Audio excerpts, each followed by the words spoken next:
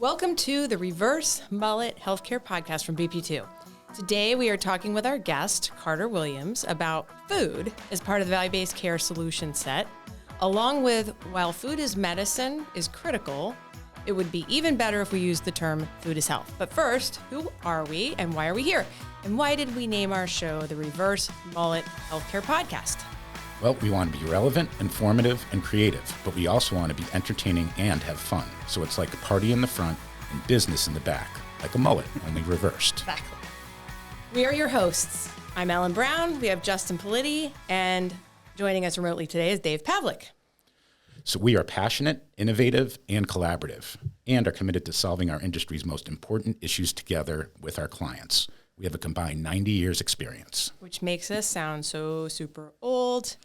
In each episode, we will dive into a hot healthcare topic and dig into each other. Be gentle on me. Never.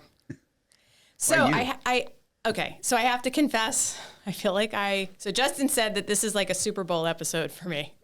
And he's not joking, because I feel like I've been biding my time in this industry for over 30 years for a day like today. We're finally at a point where the topic of today's podcast is relevant to the healthcare industry at large. For years, and Dave and Justin know this, and all of our listeners that know me well know that I've had this closet passion for health that I've had to keep I've had to keep stashed away while wearing my Fix the Healthcare System cape.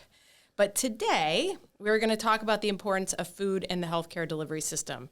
There's been a lot of talk about food as medicine lately, and folks are talking about it. And outside of the industry at large, there's a big momentum and movement of regenerative agriculture. And our guest today, Carter Williams, welcome Carter, is the perfect person to not only talk about both of these topics, but he also happens to make the solid case, as do many, but not many as we need, right? That healthcare and agriculture are actually inextricably, that's a big word. 3 times I know. fast. Yes, okay, we will not be doing that. Swedish dishcloth. Inextricably linked, and that it shouldn't be bifurcated.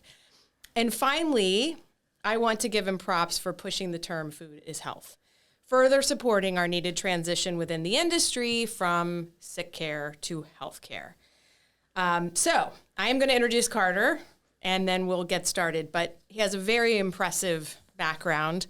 Carter is the CEO and managing partner of iSelect Fund and has spent his entire career working on innovation. Early in his career, he started Boeing Ventures, which led him to becoming a successful entrepreneur and venture investor.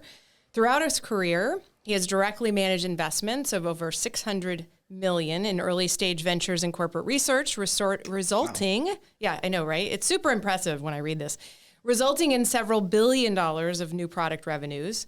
He also has a background in technology development and manufacturing, particularly in aerospace, including a startup that he created and successfully exited. He also has a similarly impressive background on the investment side, culminating in his current role as CEO of iSelect Fund. I was also impressed with his credentials of a mechanical engineer, and an MBA from MIT. On top of that, he writes about innovation at the Substack Creative Destruction. Welcome, Carter. I know that we're going to get into some banter, but we appreciate you coming on today. Yeah, thank you for having me. I will add, Ellen literally floated on air coming into the studio. She's had this smile, and I haven't seen such excitement. I can't remember. Okay. Like it and was, he's not making this up. I'm not making it up. This was like that Christmas morning feeling when you open the presents. That's what Ellen's look was. Yes. So Carter, where are you joining us from today? I'm in St. Louis, Missouri. Great. I know we did talk just a little bit, know your background around sailing and your love of sailing. But this whole concept around, what you would do in your free time and that kind of work that you would do with the boatyard. Can you explain where that passion comes from and that, and that interest in of terms yours? Of sailing? So I grew up sailing Long Island Sound. It was something we did it as a family. It was also something that was challenging. I think early, at age 16, I was moving hey, the boat needs to go from here to there, and can you help move it? And just there was a lot of camaraderie. I grew up in an environment around sailing where my grandparents' friends would go sailing with us. My parents' friend, and my friends, and so you learned a lot in that about the way the world was in the past and how relevant it is today. And then it was also just physically challenging. You sail race to Bermuda in a hurricane or gale. It sort of convinces you can survive anything. Yes, I shared with Carter that my father-in-law was a sailor, and my husband, one of the few big adventures that my husband took with my father-in-law on the boat was that they did sail from Baltimore or from Annapolis to Bermuda, and my husband still tells the story of today of the mast being hit by lightning. Probably, he said it's one of the most scared times he was in his entire life was that sailing adventure. So, to your point, Carter, it is. There you go. There you go. I don't want to disappoint Carter, but I am a powerboat guy. But don't, we called those stink pots. but don't we literally know somebody in the industry who did exit the industry and works at a boatyard, right? Yes. Yes. Alan? Right? Yeah. Well, now we also have somebody that sailed around the world. Yes. Yep. It's a good place to putter. But the relevance to innovation, if you've ever done long distance racing, is there was one race where we were in a long day race, we were 2 hours behind and ended up finishing 45 minutes ahead of everybody. Wow. And this relates a little bit to creative destruction is that, it really doesn't matter where you are in the course. It matters where you are when you finish. And when you're sort of put into a corner, big things can change. And that's what we're doing with Food is Health. That is a perfect segue. So I know what a Substack is, but tell our listeners what the heck a Substack actually is, and maybe more importantly, why yours is called Creative Destruction. Yeah, so Substack is a newsletter that people can subscribe to and sort of get a more direct feedback from people who are right in the middle of the industry without the press being in between. And as a platform, it's been very effective in terms of reaching out to people who are really curious and trying to understand the truth about what's going on. And so practitioners tend to write on Substack because it's a good way to directly get a voice out that and sort of LinkedIn. But Creative destruction comes from Joseph Schumpeter. Joseph Schumpeter basically said that it was one of the key economists behind entrepreneurship. He's sort of the father of entrepreneurship and economics. And he really had this concept of a boom bust. A lot of the term boom bust really comes from him. And that many people think the boom bust cycles as a negative. It's really a positive. It is sort of the regeneration of the economy and the shift of the economy. So the notion of creative destruction, and he often talked about the gales of creative destruction. So you can sort of see the overlap with sailing. My boat is actually named Creative Destruction. So nice. I don't have a tattoo, but really the principle of both what Hayek later on spoke about in economics and Schumpeter originally spoke about in economics is that entrepreneurs are unique in their ability to sort of listen to the marketplace and hear that there's an opportunity and figure out the calculus of putting that together. And so creative destruction is that's why it's named Creative Destruction. That's so cool. Would you be willing to get a tattoo live on our podcast? Yeah, I would. Okay. All right. So we have a follow-up. More content. More content. You got somebody doing the logo correctly, but okay. All right. We have a challenge, guys. I think we have a challenge, and we have a future follow-up episode. So where can folks find the newsletter, the Substack, Creative Destruction? If you go to creativedestruction.substack.com. Okay. Also, if you go to my LinkedIn profile, and I'll sort of make one comment about that. This is Ellen and I really met through LinkedIn. And as a VC, we don't really know what the hell we're doing. I mean, people are like, oh, you're an ag tech. You must know a lot about agriculture. I know nothing about agriculture. I know a great deal about innovation and a great deal about how innovation works. And so the most important thing for us is feedback from people close to the market. And the reason we do the Substack and the reason why I'm very active on LinkedIn is to suck in the information from the people who are the practitioners on the front end. So if you care about where food is health is going after this, please follow me on LinkedIn, and the Substack is mentioned there to get longer form content. And I will vouch that Carter puts out some really cool content. I did get completely sucked in to the content because it's just very thought provoking and also enjoyable, quite frankly. So, okay, so first of all, your bio is like massively impressive, but now there's more to it, which is, so I'm fascinated with how you managed to not only be the first Six Sigma application in aerospace, but also managed to get trained by Bill Smith himself.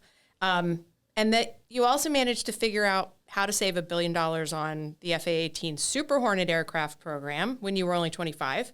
And now you're helping drive innovation in both health tech and agriculture, which, like you just said, I mean, you kind of answered the last piece of that, right? But this is such a fascinating background. You have to tell us a little bit more about all this because it's so interesting. So I graduated from college in 1989, and anybody sort of knows Lean Six Sigma was sort of coming into view at that point. One step back, my father was a lawyer and used to always do various kinds of deals. And at age 7, I'd be sitting at the dining room table and he'd say, well, this is the deal I'm working on this week. How would you solve it? And he did that with us as a family. And like twice a week at dinner, we would have conversations about how to solve things. So when I showed up at McDonnell Douglas as a 24-year-old out of school, and people said, well, how do you think we should solve this problem? And I raised my voice, people were like, you're 24 years old, shut up. Oh, I know. But I never really had this concept that a 24-year-old shouldn't be able to speak up. And so we were seeing high defect rates, and people said, a 10% defect rate is normal in aircraft, and a defect rate meaning they like fix this in manufacturing before you ship it, but a quality problem. Anybody who's had a Pinto knows what that's like, but imagine that in a fighter aircraft. So Another great. I was like, well, why can't it be 0? Why can't it be 0? And people were like, oh, you fool. Yeah, you're 24. And I was like, I was a fool. I was 24, 25 years old. And I started reading up on Lean and Six Sigma. This before really it was even a term. And I read a bunch of articles by Bill Smith that he had written he had been pushing Lean Six Sigma at Motorola, and called him up and said, I think we should do this in aerospace. And he said, well, I'll come out there and teach you. And so he taught 5 of us at McDonnell Douglas in probably 1990 or so, maybe.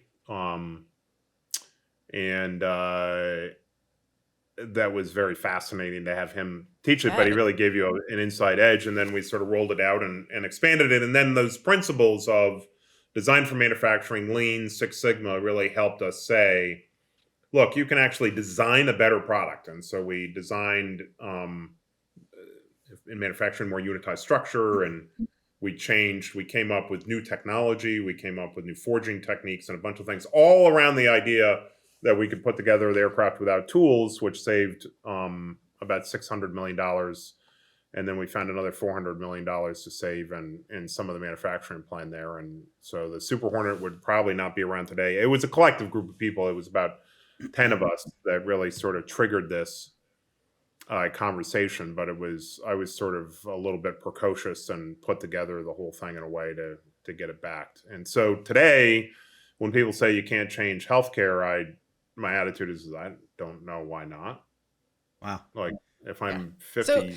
So now you guys know why this is like the Super Bowl for me, because Carter, most of the time I ask my question about real change, people were like, oh, I think it should be whatever. And Carter and I were like, we were anyways. So that's amazing. We should probably dive in, but real quick, Carter, if you wouldn't mind just telling us very quickly about iSelect Fund. So iSelect Fund is a venture fund. We've invested in about 75 companies, $200 million focused on food as health. We look at the world and we say we spend $1.7 trillion on food in the United States. We spend $1.9 trillion on the healthcare costs of poor nutrition, $6,000 per person per year in the United States to deal with the effect of poor nutrition. And so we see that as a $3.6 trillion economy that really is sort of longevity and nutrition. And can we take, on the F-18, we spent 10% of our cost was fixing defects in the U.S. economy. 1.9 trillion more is spent, what is that? 110% is spent on fixing the wrong choices we make in nutrition. And so iSelect is focused on ag tech investments and health tech investments that improve nutritional density.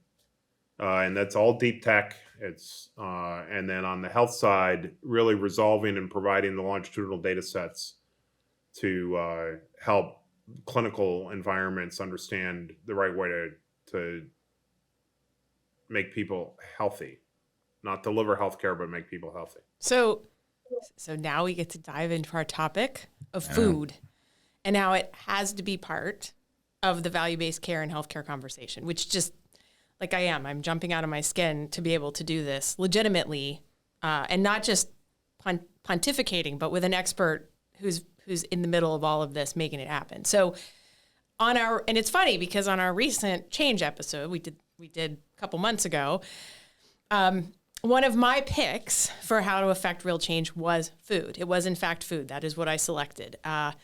And I quoted some stats from Dr. Hyman, which we'll get to that at the end because there's kind of a funny piece to that. But we're an investor in one of his companies. Exactly. So And so I'm making a plug at the end. I'll make it now that I want you to help me get Dr. Hyman on, because the fact that I used his statistics and I get to quote him and now maybe we could get him on here at some point would be outstanding. But so 11 million people die every year from eating ultra-processed food. These are some of the stats that I pulled from him that he obviously pulled as well. But 6 out of 10 people have chronic disease. Ultra-processed food has been showed to cause cognitive behavioral issues, which is a complete epidemic that we as BP2 solve regularly with clients.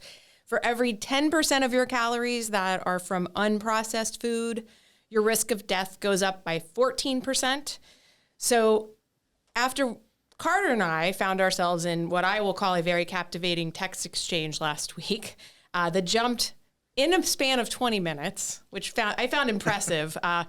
And on a text exchange, no less, while I was trying to cook dinner. So clearly I was not doing a very good job on the dinner front. Carter's like, who is this? Who is this? Pretty woman? much, Right, yeah. He's like, who is this crazy lady? No, I was pretty obsessed with the conversation. But it was, So here's what we did in 20 minutes. We literally jumped from grocery retail to functional medicine to the food is medicine versus food is health debate to sick care versus health care. We covered GLP-1s all in a span of 20 minutes via a text exchange.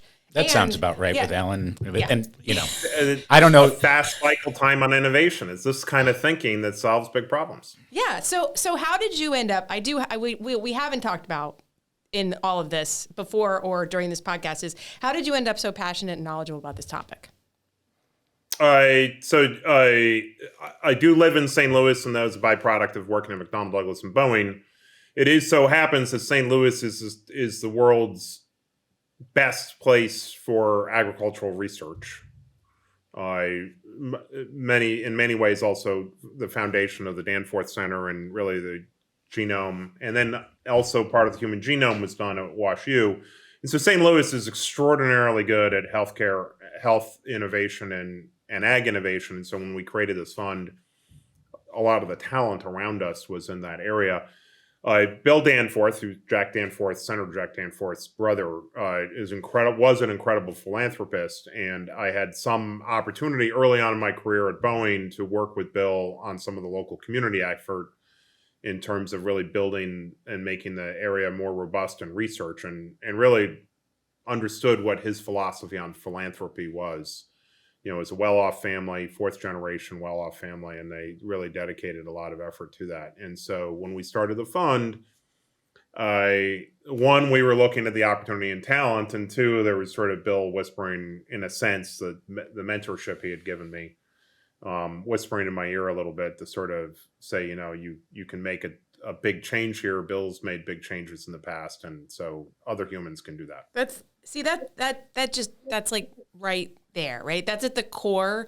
We're going to do another episode later today, and I'm going to talk about how last year I really started to lose a little bit of my belief that we were capable as an industry to change things, right, at a fundamental level, like what we're talking about with food. And so when I meet people like you and we get to have these types of conversations, which is why, in essence, this podcast exists, is for us to have a platform to not only have the conversations, but to put them out there for people to listen to think about, right, to provoke that thought and continue the conversation to a level that we can't do just through LinkedIn, right?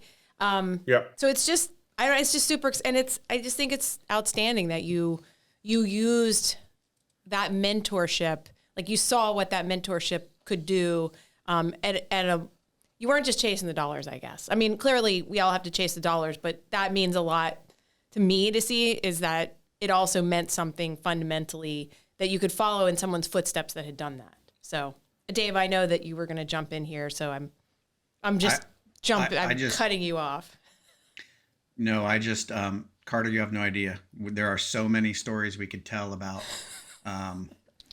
Ellen's, how should we say, her protocols over the years of her nutrition, her need for nutritionally dense food. And I didn't even know what regenerative agriculture was, but I've always just written it off as she's a little bit, nuts, right? Hey, every great entrepreneur, it's hard to tell at the front end whether they're nuts or they're not nuts. Yeah, there you go, Good guys. answer. Good answer. A little bit of some degree, little column A, a little bit of column B. I did not pay Carter to say that. This is one thing just about venture capital as an asset class. Is venture capital, what we go out and we say is, and we have 500 LPs. There are lots of individual investors. There are doctors. There are people who were part of the Human Genome Project. We have a very diverse set as fund. But one thing about VC is that we say 2 out of 10 things will be successful. So people are like, oh, VCs and PE, they're, all they want to do is grind out this or this, that. We go in with the premise that 8 of the businesses of 10 that we invest in are not going to succeed. Wow. And so, I mean, that's really the heart of what we're doing. And so now, why don't they succeed? They don't succeed because they don't get good customer contact. They don't engage the customer right, or think that's more often the case. And so I think that the way to fix that is more feedback from early adopters. So there are people throughout the health. If we want to fix healthcare and food, we got to get closer to the people who are seeing the problem, suck in that information. And then our job as venture capitalists and as entrepreneurs is to sort of put those puzzle pieces together in a reasonable enough way to trigger profit, and then use the proceeds of this profit to feed back in to grow. And that is how creative destruction occurs. David beats Goliath because he finds a better angle. So what are some of the more innovative and interesting things that you're seeing right now? And what do you think needs more attention? Well, one, we've got a GLP-1 asset that will be $100 a month. And when these GLPs first came out, I was a little uncomfortable with what they meant, but maybe you call it like first generation statins. So we got a GLP-1 asset. It's really geeky. It really affects PYY, but it affects the appetite in a particular way. It has less GI upset. So one thing is that the obesity issue right now, which is a $1,500 a month fix, may go down to $100 a month fix, and that'll take that market from, call it 500,000 people to 50 million people. So that's really bending our mind in terms of what that does on the food and health side. We want to fix it on the health side, but we want to fix it on the food side, but that's an interesting. On the other side, we're working on Kula Bio. Kula Bio is a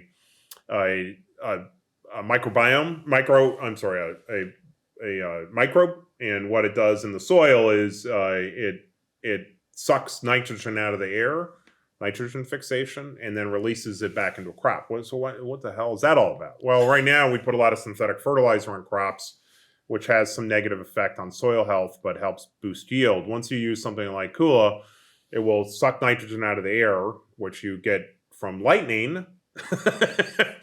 You get nitrogen out of the air, and it can help improve the performance of the crops while also increasing nutritional density. Nutrition in food really comes from the soil. And we've really spent the last 40, 50 years on the genetics of crops to try to boost yield to end famine, and we did that. We have ended famine. We produce more food than people need. It doesn't always get to the right spot. So we range from healthcare therapeutics down to fixed crop inputs. So there are about 75 companies altogether. So a story behind everyone. So literally lightning in a bottle. I just want to say that out loud because that's lightning in a bottle. Lightning in a bottle. Like, what's better than saying that, right? Like you literally. I don't want to say snake oil. I can say lightning in a bottle. But I think I don't want to lose sight, and then I want to jump over for a minute, but don't want to lose sight of your point about, because a lot of people are going to listen to this and be like Dave's point. I don't even know what regenerative agriculture is. That sounded really cool, the lightning in the bottle thing, but like, what does that even have to do here? And I just want to step back for a second. And this was something I really appreciate about Carter is the food that you go in and buy in the grocery store today is largely void of nutrition, right? It is. And so people are not only eating unhealthy in terms of the mix of what they're eating, the types of foods they're eating, the ultra processed, right? All that, but they're eating what they think they're eating that's healthy is actually like what, even kale is devoid. Exactly. Really? Yes. Huh. Yes. You can buy. Sorry, Carter, if you want to weigh in. I mean, yes, if you buy the wrong grapes or the wrong strawberries or the wrong, leafy greens, like even if they're grown right down the road. Well, that's the point, Justin, right? Okay. Is that if they're being grown, to Carter's point, of just for supply, right? Just to get yield up, then you're sacrificing nutritional density largely. And a lot of time, like that's what we've kind of done is we've just decimated the nutritional density of that food in lieu of production. And I know I'm grossly oversimplifying this, Carter, so I apologize, but it's, to me, the idea that you're there saying we need food as medicine, but we don't just need food as medicine. We need nutritionally dense. We need to pay attention to that. That's money. Yeah. So nutrition and yield are negatively correlated. So if you boost yield in crops, you tend to reduce nutrition. Yep. Taste and nutrition are positively correlated. So as you reduce nutrition, you also tend to reduce taste, which reduces desirability.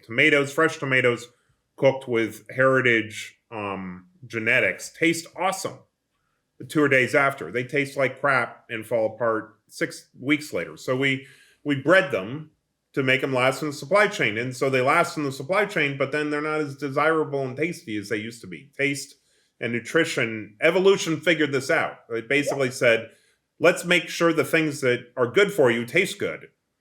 But then even on other things like meat. So we feed grain more to our meat instead of grass. And so it has more omega-6s, which increases the chance that you get cardiovascular disease and clogged arteries. So there are all these little intricacies that the science gets to. And really,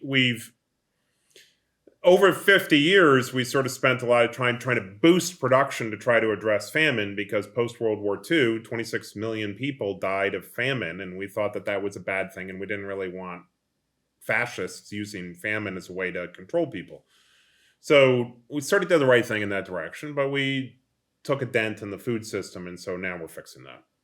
So we only have another couple of minutes, because I know we all have to move on with our day. And clearly I will have you on as a guest anytime, because I love talking about this. But I also, joking aside, this is super important for our industry to talk about, but I do want to spend a couple of minutes hearing from you.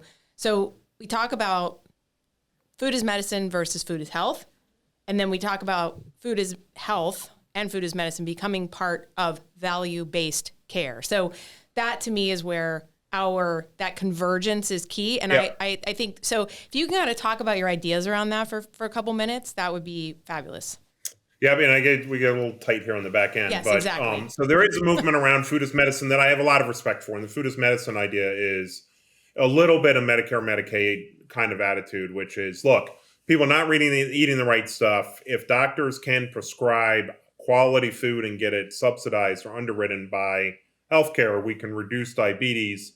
And so there's that mentality that I might call a value-based mentality, which is good.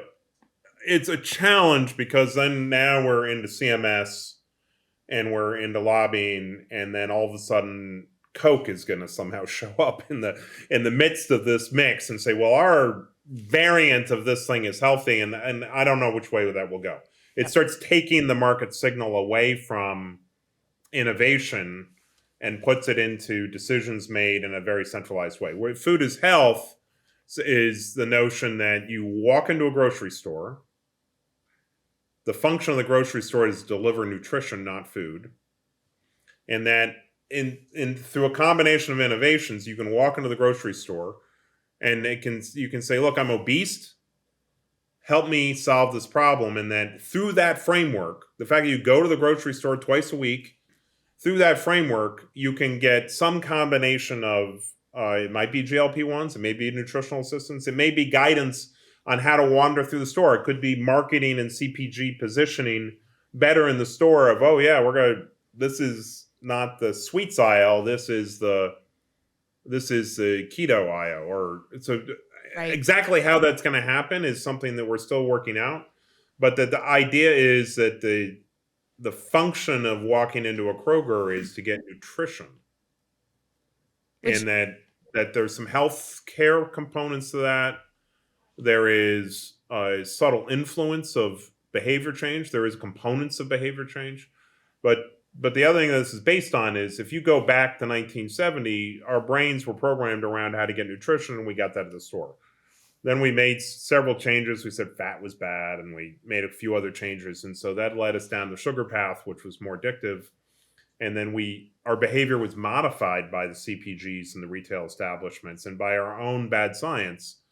And so to some degree, we're trying to get ourselves back to the 70s in terms of delivery, but still keep the volume up so that there's affordable food and strike that balance. And that's no different than making aircraft that don't crash. Exactly. So I'm going to just close. I know you have to go. So I'm just going to close and say that I loved your answer to our question about what you would want to leave as a legacy, which was to cure type 2 diabetes and eliminate $1.9 trillion in healthcare expenses related to poor nutrition. So thank you for coming on the show, Carter. I really look forward to having you again. Okay, so I'm done.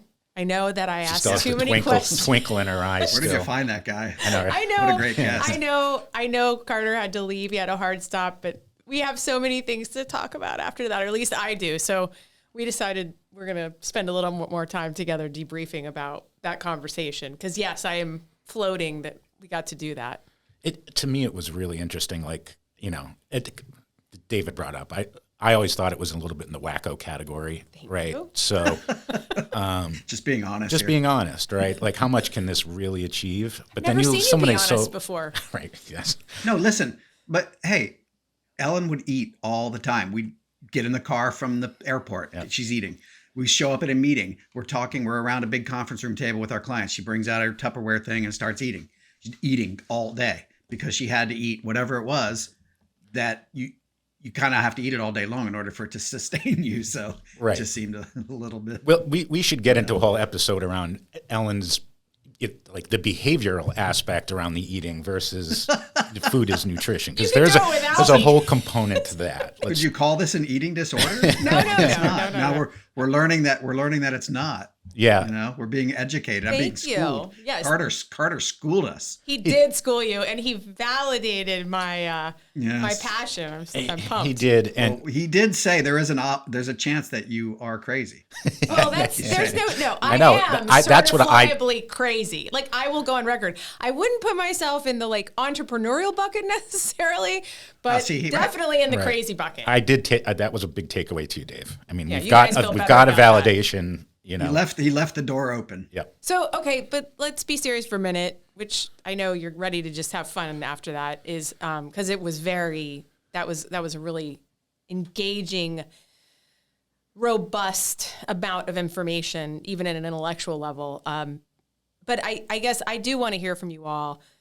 What do you guys think? I mean, to me, when you hear that from Carter and the way that he breaks it down, the way he talks, the statistics, the 1.9 trillion, all that, how can we not talk about food is health as part of value-based care?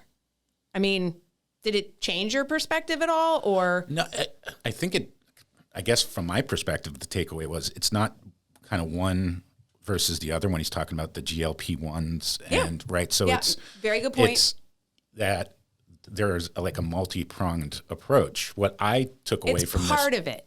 It is, but what I took away from it was my lack of knowledge of like, hey, I'm going to my local grocery store and I think I'm buying something healthy, right? But in reality, it might have been stripped of all the nutrients that I think I'm getting, and that's disturbing to me. Like, it actually makes me, I don't know, I feel worse because now I'm going to go to the store. I'm like, I don't know what the hell I'm getting. Well, so good news. I have another guest for us, Aaron Martin, who is like also very much part of the food is medicine and food is health movement, but on the regenerative agriculture side. And not that Carter couldn't completely fill this bill, but so she and I had an interesting conversation a few weeks ago about, so this is fascinating to me. She's solely basically focused on regenerative agriculture. Okay. So like out with farmers all across the Midwest constantly and doing some really amazing programs. But what's crazy is that she and I came into each other's spheres because she really wanted to talk about value-based care because she's getting pulled so she's actually getting pulled into the Medicaid conversation in value-based care because of the need for nutritionally dense food as part of food is medicine. Because that's what we didn't get to talk about with Carter is food is medicine to me. The reason that term has to stay with healthcare for the time being is that to me, it designates funding. It's saying this is something that's being prescribed and therefore it will be paid for and it will be utilized, right? Versus food is health. It's like, oh yeah, we want everybody to buy the world a Coke and everybody should eat healthy. Like it's very aspirational. Yeah, no, and he did touch upon what I brought up in a previous episode and we didn't necessarily get into, but Boston Medical Center, the exact thing that he's talking about, them having a food pantry and the physicians prescribing a healthy like a healthy prescription, so to speak, and having a food pantry that, it's where the food's available, has been something that they've been doing for quite some time, right? And I feel like we shouldn't go, away from that. No. And you're right, funding is tied to that.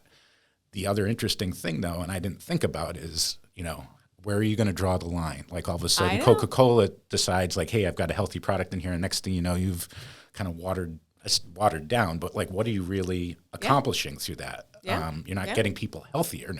Yeah. But you're always still going to have, like Ellen, you said, you can prescribe it and they'll eat it, but there's going to be a lot of people that still want to just eat. They want the Cheetos and they want they don't care what the prescription is that their doctor gave them. Yep. They like what they like.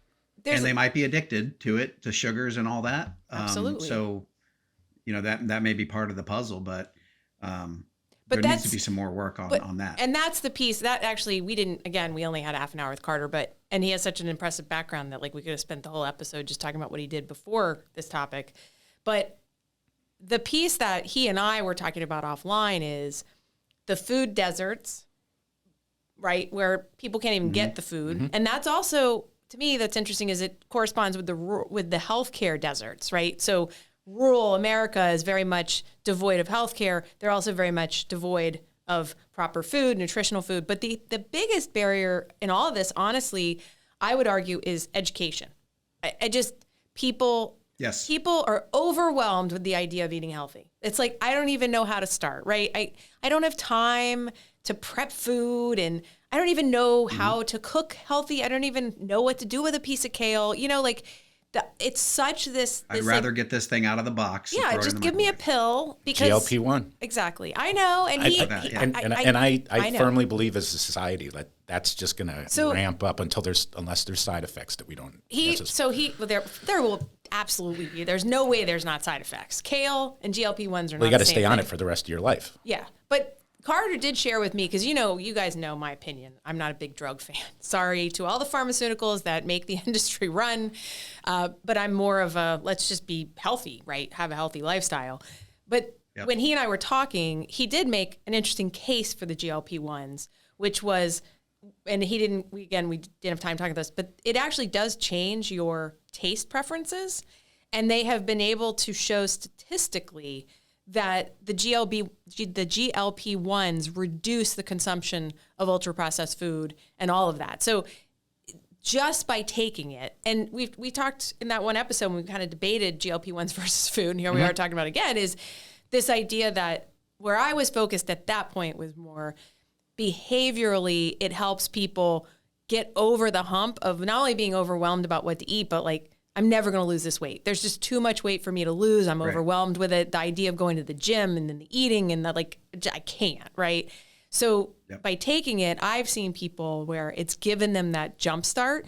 But what I didn't understand is that it has a palate impact, which I thought was really fascinating that I learned from having that conversation with him. So, yeah, no, again, the Christmas morning analogy, I couldn't imagine a better conversation, that happened today. And what was really impressive, like I felt like I learned a lot when I'm coming in with a different viewpoint and just hearing where, someone's that is that smart and has solved a lot of the world's problems. yeah. He kind of compartmentalizes things, and it's interesting as to how he, attacks, And just so knowledgeable and well-spoken about it and just clear. It's like, this needs to be part of it. But once again, Yeah. everything goes back Great to to the 70s, like 60s and 70s again. Here we go. Right? Here we go again. Here we go again. This is why we're going to buy the world a Coke. Right. Anyways, all right. It's great conversation. Definitely food for thought. Yes, not just food is Zing. medicine and food is Zing. health, but food for thought. You got it. Zinger. Love it. I love it. Throwing it in at the end. All right. Thanks again, everyone, for tuning in. Hopefully you enjoyed this conversation as much as we did. I'm Ellen Brown. I'm Dave Pavlik. And I'm Justin Politi. We are the partners at BP2 Health, your best chance for real change. As you can tell, we could talk about this stuff all day. But you can drop us a line through our site, bp2health.com.